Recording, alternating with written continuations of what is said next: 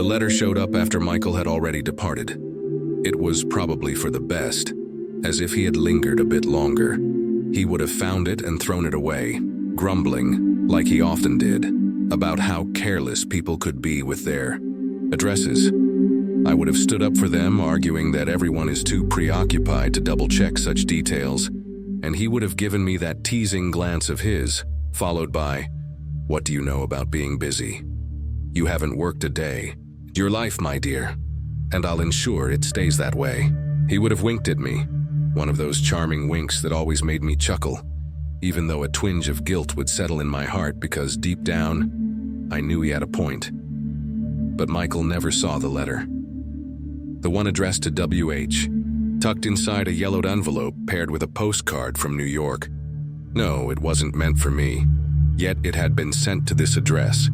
I made the decision to open it. Michael often claims that women are born with an inherent curiosity, no matter how much they try to hide it. He must be on to something, as the handwriting of this unknown person captivated me, and I didn't hesitate for a moment before ripping open the envelope. "Don't you love me anymore, Anna? Is that what this is? Is there someone else? You must tell me if there is. You promised to wait for me, to return to this poor soul who is longing for you, who breathes and whispers your name with every breath. Please speak to me, even if it's just to curse me. A single word from you would mend any wound inflicted by your silence." Initially, I was uncertain about what a woman like me could possibly say to this stranger, but having known Anna and loved her deeply, my hands instinctively reached for pen and paper, moving with a fervor that took me by surprise. To WH, "Good morning.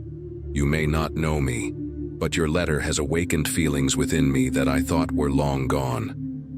Allow me to help alleviate your sorrow in return. Anna has leased her house to my husband and me for the summer. Let me paint a picture of it for you. It's located on the Atlantic coast, sun-bleached and charmingly worn, featuring 2 bedrooms, 2 bathrooms, and a living room with expansive windows that gaze out onto the vast ocean. The ocean seems to have its own eyes, like Anna's, almost see-through. In the living room, there's an old lamp, one of those touch-sensitive types. Isn't it intriguing how something so advanced feels like a relic from the past? Nowadays, we rely on switches, which I find rather disappointing. We also don't write letters anymore, but I truly believe there are emotions that can be conveyed more effectively through written words than spoken ones. I'm sure you can relate to what I'm saying. Take care, Elise." I folded the letter neatly and placed it into a pink envelope, a gift from Michael, who encouraged me to write to my parents more frequently during our beach getaway. The stroll to the post office was brief and tranquil, just 3 blocks away. This seaside location is absolutely stunning. The sound of waves crashing in the distance, along with the salty breeze filled with the essence of the ocean. It's invigorating. People wandered along the bay in their swimsuits and hats they'd never wear in the city, fully embracing the thrill of the unfamiliar. Meanwhile, I walked in my regular clothes, feeling like a phony tourist, lacking that sense of freedom. Carrying that pink envelope felt odd, as if it didn't truly belong to me, as though someone might snatch it away at any moment. In the distance, I thought I spotted a figure observing me. I could almost convince myself it was her. I realized the letter had been received when another one arrived shortly after Michael kissed me goodbye. "How have you been feeling here?" he asked before departing. "I feel good, close to her," I replied, smiling with an unusual impatience, a rush of adrenaline coursing through my veins, sending chills down my spine. It had been ages since I felt this way. He returned my smile. "I'm glad, love." Michael had secured a summer job here. His restless spirit prevented him from spending his mornings aimlessly, unlike me. He was a dedicated salesman, disciplined, assertive, and always on the go. Rising early to jog, he took cold showers before heading straight to work. While he told everyone it was a vacation, the reality was that he brought me here to help with my chronic indifference following Anna's passing. I had stopped eating and sleeping, merely gazing out the window, watching cars drive by, the sun dip below the horizon, and the neon lights flicker to life, hoping to catch a glimpse of her smile somewhere on the street. Michael thought a change of scenery would do me good. More sunshine and fresh air in a place that once belonged to her. He was right. I cherished waking up to the sounds of waves crashing and seagulls calling. I often pondered how Anna perceived the world. At times it felt as if she lent me her perspective, making everything appear more vibrant and colorful. This house by the bay held an odd sense of familiarity, stirring a longing within me that I hadn't experienced in years. Anna had urged me to be patient for those letters. I could sense it. The letter arrived on the same faded yellow paper, though. I was certain it had once been white. It was from a man named Wallace who claimed Anna had been his girlfriend during college. He mentioned that she had promised to write to him but never followed through. I reminisced about Anna, her golden hair, her eyes reminiscent of a summer sky, and her perfect smile featuring 2 slightly larger front teeth. The image of her surfing on ocean waves struck me.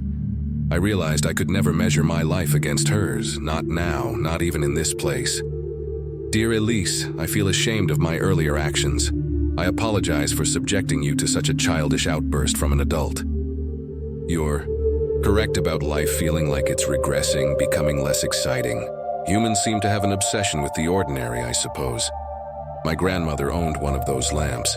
And you're right, they possess a charm that's hard to find these days. Elise, could you please share some details about her? I really need to know if she's found someone new. Ever since we parted ways, my life has felt stagnant, and I'm eager to move forward. How is Anna doing? Has she changed in any way? I hope I'm not interrupting your time with your husband. Please don't feel pressured to respond if it's inconvenient. Just Wallace Harris. As I sat on the small deck in the backyard, resting on a cot, I read the letter. The words surged into my thoughts like waves crashing onto the shore. Intense, urgent, sweeping everything along with them. I envisioned how Wallace's voice would resonate like that. The sun dipped below the horizon when I noticed the door creaking open, and Michael's soft footsteps drawing near. A wave of guilt washed over me as I quickly tucked the letter beneath the thin mattress. He glanced at me, commenting that I looked as if I'd seen a ghost. I replied that I was simply taken aback. You seem lost in thought, he remarked, settling down next to me. I'd love to know what's on your mind. I contemplated revealing the contents of the letter, sharing Wallace's ocean-like words, and the lingering affection someone else still held for Anna. But I anticipated his reaction, the look he would give me. He would take the letter away, and I couldn't allow that. I've been reflecting on how much I miss having you close, I said instead. His face softened, and a warm smile spread across his lips. That can be arranged. Michael guided me to the bed, slowly undressing me with a comforting familiarity, his lips grazing my skin, sending tingles through me. The dim light of the room that once belonged to her, he whispered my name. Thoughts of Anna flooded my mind, emboldening me to become more daring, biting and clawing at him, calling out his name. I imagined the expression she would have worn during her climax and tried to replicate it, feeling an exhilarating rush of pleasure wash over me in waves of ecstasy. Wallace. Anna is doing just fine. I bet she's exploring new shores and different bays right now. As for her, there's really not much to say. She still has that sun-kissed blonde hair, those bright summer eyes, and that contagious smile. That's just who she is, Wallace. She's the type of person who never loses her allure no matter what happens.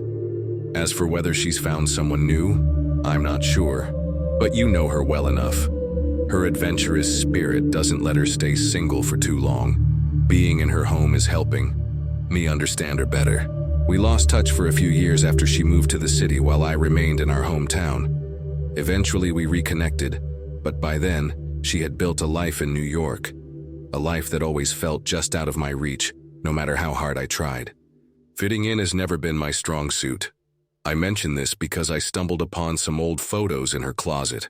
Pictures from our graduation and others from a trip we took to a lake near where we grew up. She looked so joyful. There was a sparkle in her eyes like a little ray of sunshine. I wish I could bottle that feeling. Elise, I think I might be losing my mind, I told Michael one evening as we sat on the damp sand, with the ocean waves brushing against our legs. Why do you feel that way, sweetheart? He asked, his tone soothing, his gaze locked onto mine. There are times when I think I see her, I admitted, as the salty breeze mingled with the faint aroma of a neighbor's barbecue. He paused for a moment, which I appreciated. He would examine my face as if it were the first time, absorbing every nuance and change in my expression. Where? He finally inquired, his voice calm and steady. When I'm on the terrace, I sometimes catch a glimpse of her swimming. I try not to blink, wanting to keep watching as she raises her arms and waves at me. I wave back, but my eyes start to sting, and then she disappears. He didn't reply, and I was thankful for that. Instead, he wrapped his arms around me, drawing me close. I could feel the warmth of his sun-kissed skin and the mix of sweat and sea air on him. I closed my eyes, feeling grateful to be cherished by someone like him. I've spent a lot of time reflecting on your reply, and I've realized that you're absolutely right. It's time for me to find closure. I understand her essence. I wouldn't want to hinder her. She's not someone who can be kept waiting. Now I'm curious. What kind of person are you? What were Anna and Elise like back in high school? I used to inquire about her life before moving to New York, but whenever I did, her expression would shift. There was a sorrow in her eyes that I can't quite put into words. She never even mentioned you. Wallace. Michael discovered the letter tucked away in the old dresser in Anna's room while searching for a tie he never wore. What is this? His voice reverberated off the walls, sharp and accusatory. Who is Wallace? Wanted to clarify, but the words stuck in my throat. He didn't get it. When I looked up, I saw the serious look on his face, which only fueled my anger. Why did it concern him? This wasn't his issue. I came here for you, he said, pacing the room, because you kept asking, and I thought it might help. And now you're writing to some stranger fixated on your deceased friend. Do you have any idea how difficult it was to persuade her parents to let us stay here? Shut up, I yelled. You don't know she's gone. The wind howled against the thin glass of the window, and for a fleeting moment I thought I heard her voice, gentle and sweet, like honey drizzling from a spoon. Elise, Elise, Elise. A surge of panic overwhelmed me, quickening my pulse and making my legs feel weak. Michael observed me, his eyes narrowed before releasing a long sigh.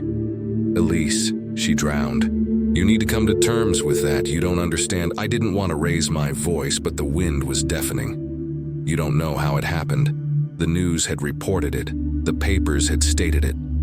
Yet I was convinced that one day she would appear, her hair drenched, her smile bright, ready to share another story. And then I could finally apologize to her. Michael's fists tightened, his face growing red. She was my friend too. How do you think I feel standing here, surrounded by her photos and the unfinished books she left behind? But you asked me to do this, Elise? Maybe bringing us here was a mistake. Hearing that sparked a fury within me, a seething anger that made my head spin. How could he dare to suggest he understood my feelings? He hadn't loved her the way I did. In fact, he hadn't loved her at all. He wasn't even present. The atmosphere in the house suddenly felt stifling. I needed to escape. The vibrant colors faded. The cries of the seagulls echoed, and I dashed toward the beach. In the distance, I heard her voice calling out to me, but I ran away from it. Elise, it's been a month since I last heard from you. I hope my previous letter didn't upset you. I didn't intend to bring up Anna's past or why she never mentioned her hometown. I apologize for that. I look forward to hearing from you soon.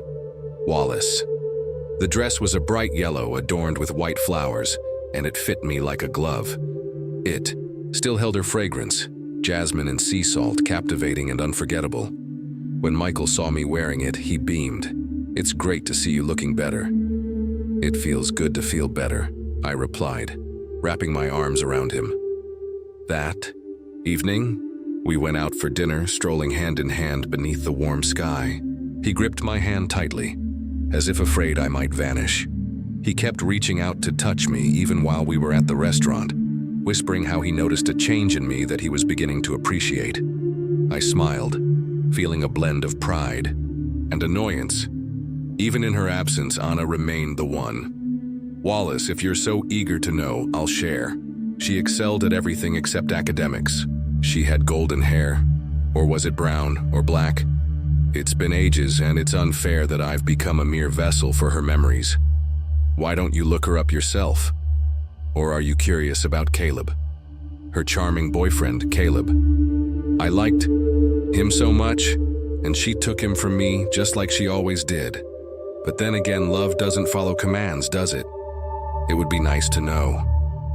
But I can't distinguish what is real and what isn't. Anna.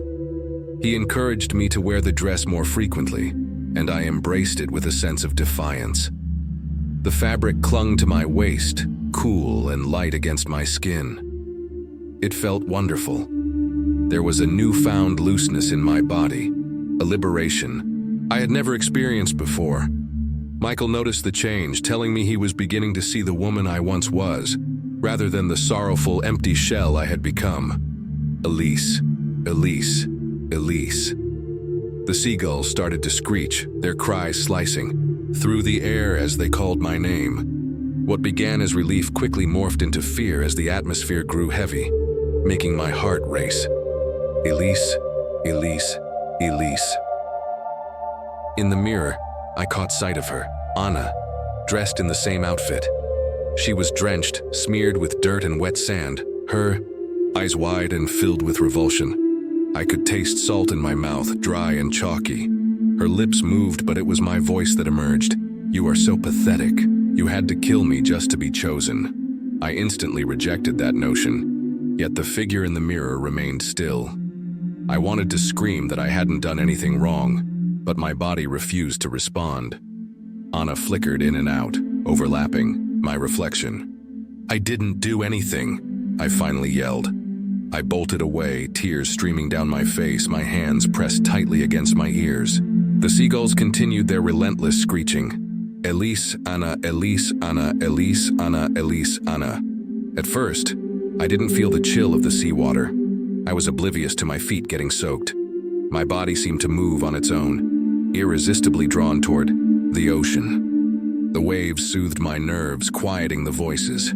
I found a sense of tranquility. As the waves pulled me beneath the surface, I felt the breeze brush against my face. In that moment, I was at peace. I belonged here.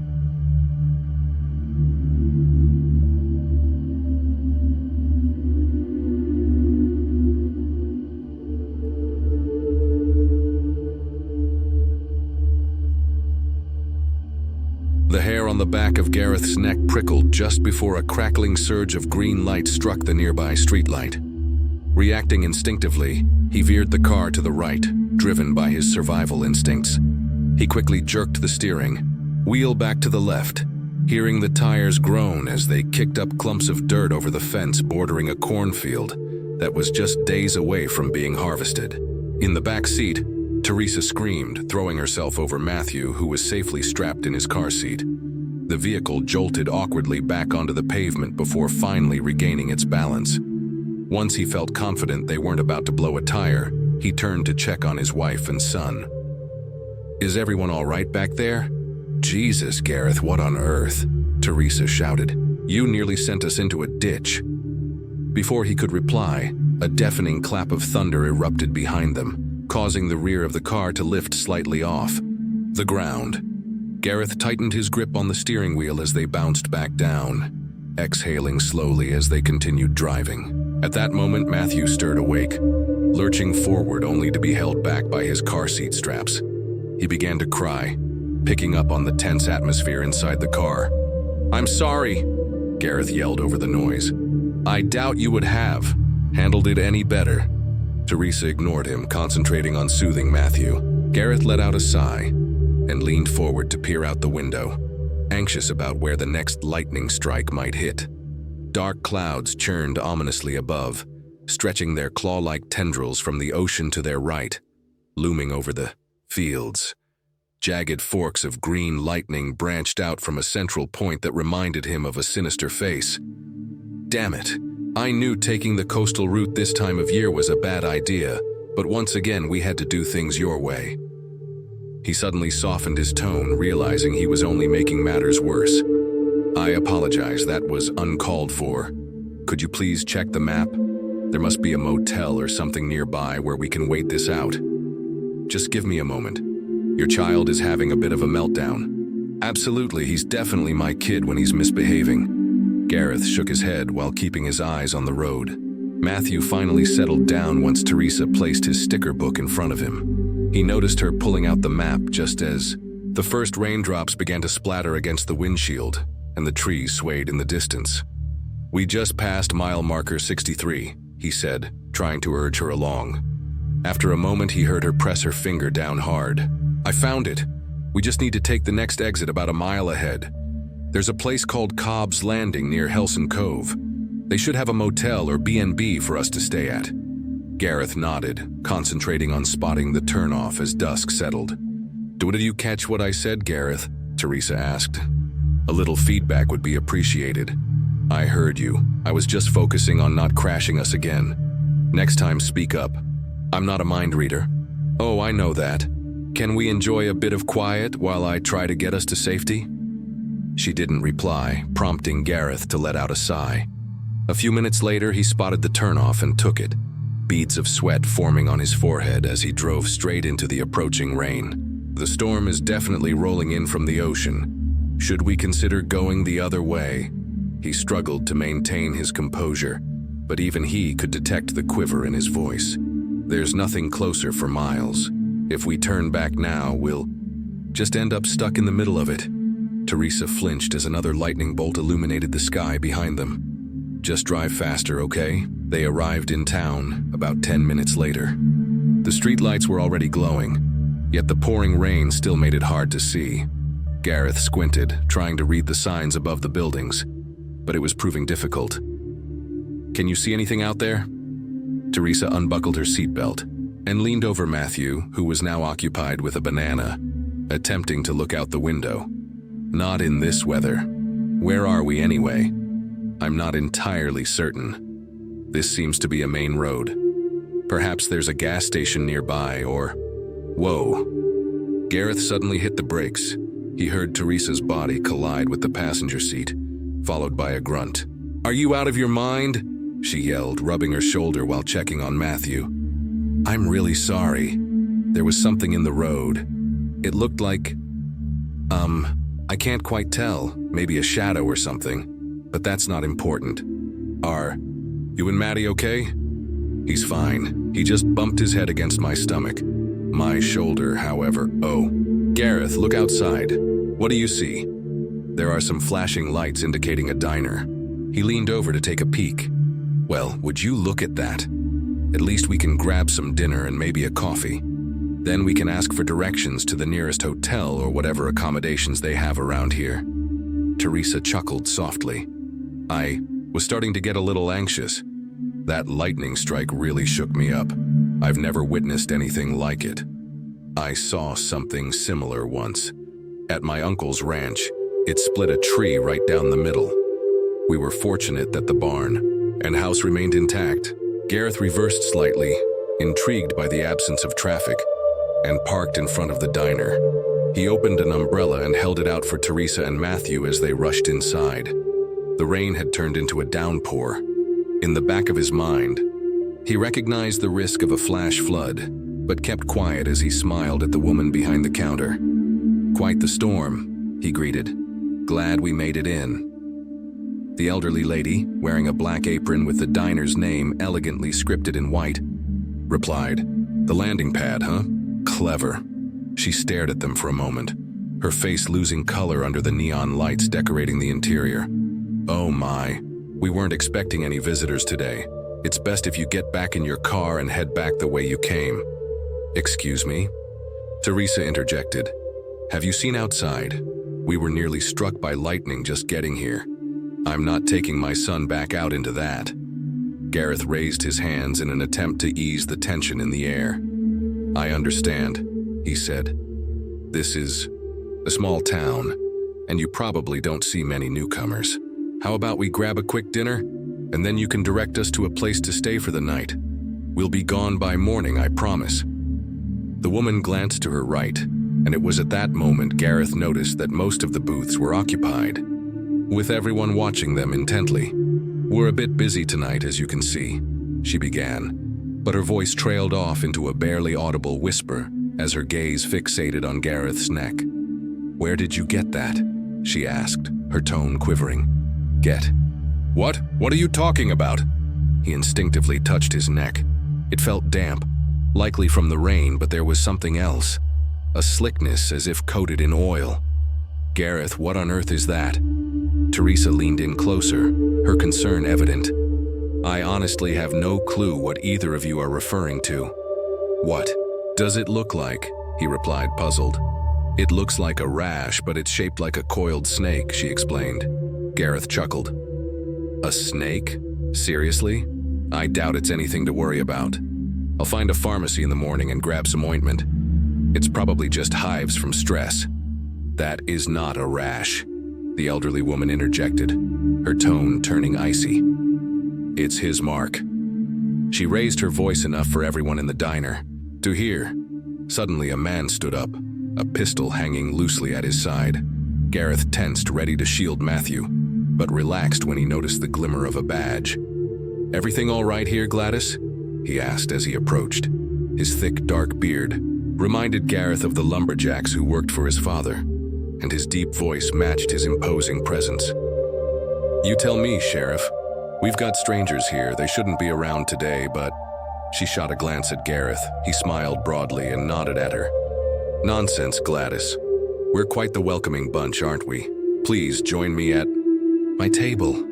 Dinner's on me tonight. Matron, how about some medium rare steaks, and for the little one, some grilled fish?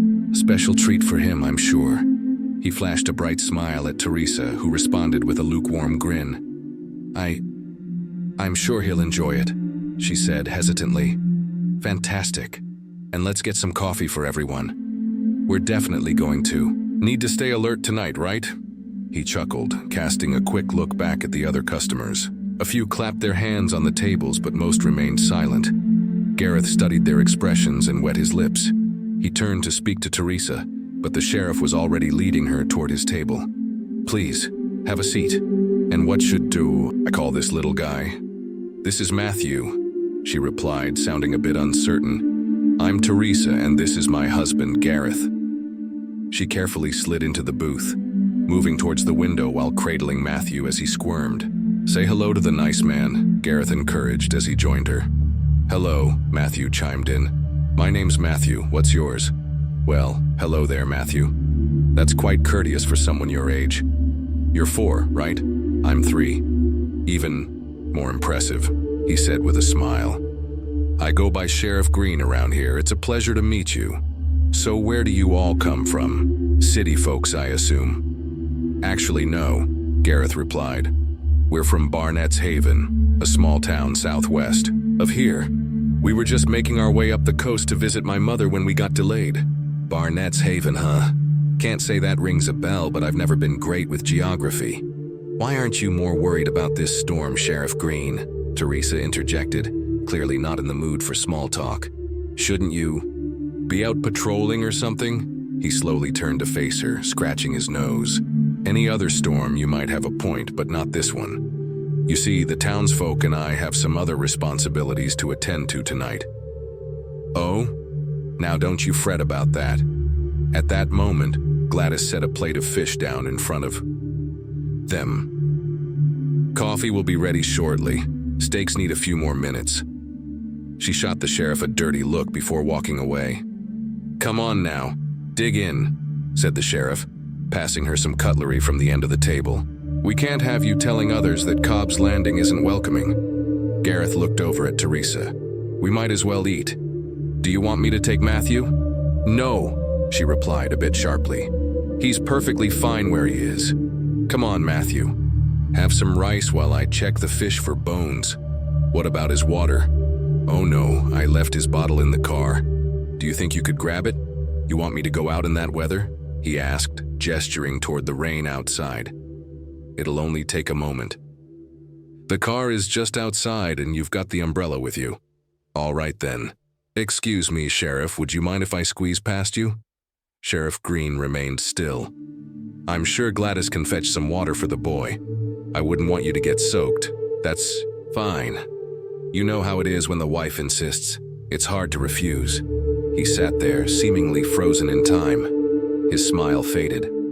"I wouldn't want you to miss out on the steak dinner." Gareth frowned. "Why would I miss out on that?" Sheriff Green scratched his beard before stepping out of the booth. "As you wish. But I wouldn't be doing my job as sheriff if I didn't at least join you in this downpour. I'll even hold the umbrella for you." "That's very kind of you." "See, honey, just a bunch of friendly folks here. I wouldn't have you think otherwise." Teresa sat quietly, observing as the two made their way to the doors. She startled when Gladys placed the coffee mugs on the table. "Where's your husband and the sheriff?" she asked, her voice now laced with worry. "Oh, they just stepped out briefly to grab Matthew's water bottle." "Oh dear." She leaned in close and whispered urgently in Teresa's ear. "Now listen carefully. There's an exit at the back of the diner. I'm not sure how far you'll get in this storm, but it's your only chance. Your husband's fate is sealed, but you can still escape." She straightened up and addressed the room. "The lady just needs to use the restroom." "I'm sure we can. Accommodate her." Teresa froze in place. She glanced back to where Gareth and the sheriff had been, but they were gone. She stood up, holding Matthew tightly, but several of the stronger townsfolk moved to block her path. "No, matron," one of them declared. "She stays. Her husband is marked. She must witness what happens." Gladys seemed ready to protest, but ultimately decided against it. "I'm really sorry, sweetheart," she said sincerely. A sudden hush fell over the diner as the rain ceased. Gladys glanced out the window. "We're in the eye of the storm. It's time." She reached for Matthew, pulling him from her embrace and handing his squirming form to another woman who had approached from behind. Teresa let out a scream, desperately trying to reach her son, when a large hand seized the back of her head and forcefully slammed it onto the table. Gareth gasped, his head throbbing as he opened his eyes. Flickering firelight danced before him and he retched, sick spilling down his chin onto his chest. Gasping for air, he attempted to move, only to discover that his hands and feet were securely bound to a wooden post anchored to a pier, extending into the sea. Waves crashed around him, and flashes of green lightning illuminated the sky intermittently. Yet amidst all that chaos, an unsettling silence prevailed. The sun had set some time ago, with the only illumination coming from torches stretching back to the beach. 2 additional posts stood beside his, but he didn't recognize the 2 naked men tied to them. "Hey!" he shouted at them, panic evident in his voice. "What's happening?" "He's chosen us for sacrifice," one of them replied, his voice tinged with anxious excitement. "Sacrifice? Are you kidding me? Sacrifice to what?" But neither man responded. Gareth tugged on the ropes again, but it was futile. He slumped forward, realizing that he too had been stripped of his clothing. A shout echoed from the beach and he looked up to see a figure stumbling toward them from the darkness. "Teresa! Teresa! Thank goodness you're okay! Where's Matthew? What have they done to him?" "Gareth," she cried out as she reached him. "Oh, Gareth, I'm so sorry. The way I've treated you, we should never have come here. I've just been..." "It's all right, Teresa. Can you find something to cut these ropes?" She paused, cradling his face in her hands. "It's too late for that. They said I could say goodbye. They're holding Matthew on the beach. He's fine, though. They promised not to harm him." That's when he noticed the bruise beginning to form on her forehead. "They hurt you? Those scoundrels? I'll make them pay for this. It's too late to change anything. I'm really sorry. They mentioned it would likely be quick, but I can't say for sure." She released her grip, her gaze drifting down to his neck. He clenched his teeth as the rash ignited with a brightness that matched the storm above, searing deeply. "I'm so sorry. I need to go. I love you. Matthew loves you." She took a step back, then turned and fled. "Teresa? Teresa, no, please don't leave me." Gareth leaned forward, hoping the post would snap, but it remained steadfast. He exhaled slowly, mist forming in front of him. He stood frozen, unable to move. A green light surrounded him, and he breathed a sigh of relief as the pain faded away. Soon, he felt nothing at all. Matthew leaned in to kiss his mother. She lay in bed, staring blankly at the ceiling. "I finally found them," he murmured. "And I'm going to put an end to this." He leaned back, drew a knife from his belt, and made a small incision in the palm of her hand. "Father Jacob says it can only be banished with the blood of a witness. We were both there that night, but I was too young to remember. But you do. You recall everything, don't you? That's why." He wiped away a tear and pressed his finger into the blood.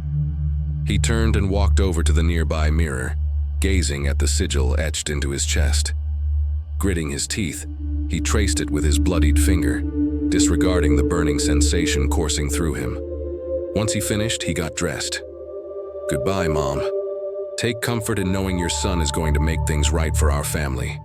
He left, informing the ward nurse that his mother needed bandaging, exiting the building before they could question him. He climbed into his car and drove north, the green lightning urging him onward.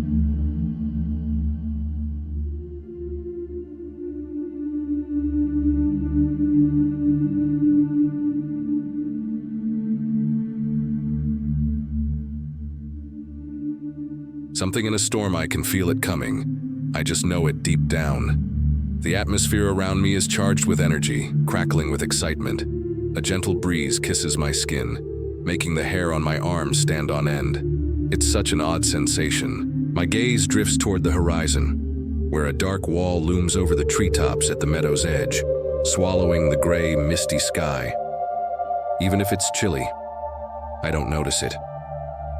My attention is entirely fixated on the ominous cloud approaching. Is that truly what it is? I've never encountered a cloud like this before. It seems to absorb everything behind it, casting a shadow that blocks out any light. It moves slowly, as if it has all the time in the world. Yet I know it will soon be right above me. I should be scared, but oddly enough, I'm not, and I can't quite figure out why.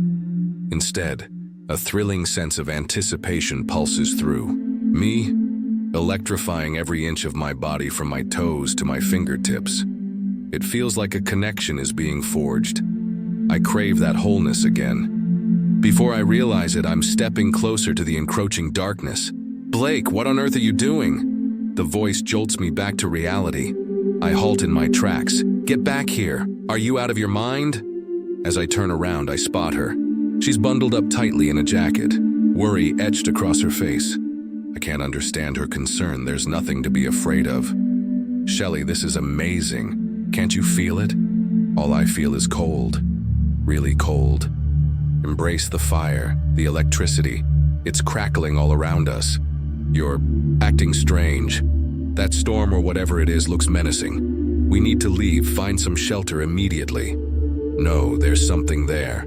It's waiting for me. I have to see it. Don't you feel it too? The only thing I feel is that you've lost it. Standing out here with those thunderclouds rolling in is reckless. You might as well be holding a metal pole, inviting lightning to strike. No, I'm completely safe. It means no harm. It means you no harm? She raises an eyebrow in disbelief. You're speaking as if that storm is alive or something. It's just a mindless act of nature, and a perilous one at that. Have you ever witnessed anything like it before? It's stunning. How could it possibly be dangerous? We have to go. You're not thinking straight. You're not seeing things clearly. We need to get inside right now. She attempts to pull me towards the house, which is only a short distance away. However, I'm stronger and manage to break free from her hold, continuing my march toward the looming wall. Defeated, she releases me with tears glistening in her eyes as a light drizzle begins to fall. My love for her is undeniable, but I know I must keep going. There's an urgency to seek shelter beneath the cloud. Listen, Sherry, I realize you might not get it. You probably think I'm losing my mind. I care about you deeply, but this is something I have to do. My words fade away. I struggle to articulate the inexplicable.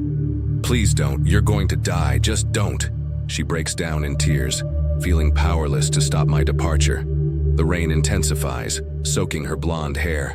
Her blue, bloodshot eyes plead with me, yet I can't bring myself to halt.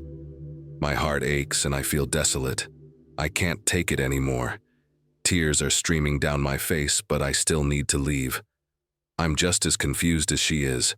The calling resonates loudly in my ears. I love you, I'll be okay, you'll see. I choke out as I turn and sprint away.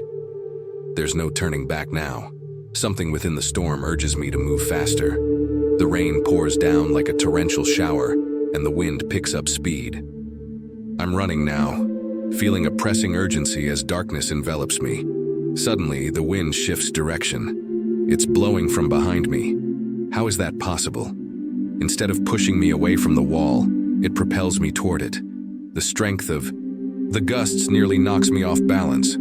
I stop and stretch out my arms to steady myself, but instead of falling, I find myself lifted off the ground. Initially frightened, a sense of wonder soon takes over. I'm actually flying, or at least it feels that way. It's not by my own will, but rather the force of the wind propelling me forward.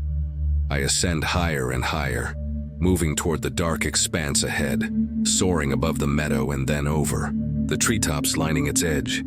I rise ever higher, yet my fear of heights doesn't surface. Instead, I feel euphoric, reminiscent of the dreams I had as a child, gliding above everything before plunging into the darkness ahead. Suddenly, everything goes dark. I can't see anything, yet I can feel myself continuing to ascend. I'm still soaring through the air. A hint of fear creeps in due to the emptiness and the abrupt loss of direction. The sheer oddity and impossibility of the situation almost overwhelm me. However, there's no option to change what's happening now. Even if I wanted to, I couldn't halt this process. A voice within reassures me that it's okay, that this is how it's meant to be, how it has to unfold. I start to feel a sense of calm wash over me. Then I emerge from the darkness into an almost blinding brightness. It resembles those out-of-body and near-death experiences I've read about. But now, I'm not floating or gliding anymore. There's solid ground beneath my feet, although my eyes are still adjusting to the intense light after the darkness. The tranquility persists, enveloping me in a feeling of safety, like a soothing balm, while the inner voice continues to urge me not to fear. I feel sluggish and slow to react, but it doesn't bother me. I'm at peace, even though I have no clue where I am. It seems only moments pass, though I can't really tell, when Shelley suddenly appears. She looks panicked, as if the calming voice hadn't reached her, or if it had, she wasn't convinced by it. I move closer and wrap my arms around her tightly. It's okay, I'm here, we're safe, but... Her voice quivers, and she trembles. Where are we? I'm not sure, but we made it. At least, I think we did. Unless this is the afterlife. The afterlife, you mean heaven? This doesn't feel like it. Where is God? All those tales about bright lights and feelings of love seem to suggest heaven. Perhaps this is just the waiting area. A small smile breaks through her fear, even though she still shakes slightly. Oh, how I adore her. Before we can see them, we hear them. A scraping sound like something heavy being dragged across a metal floor. Then we catch sight of them and I realize we're definitely not in Kansas anymore, nor in heaven for that matter.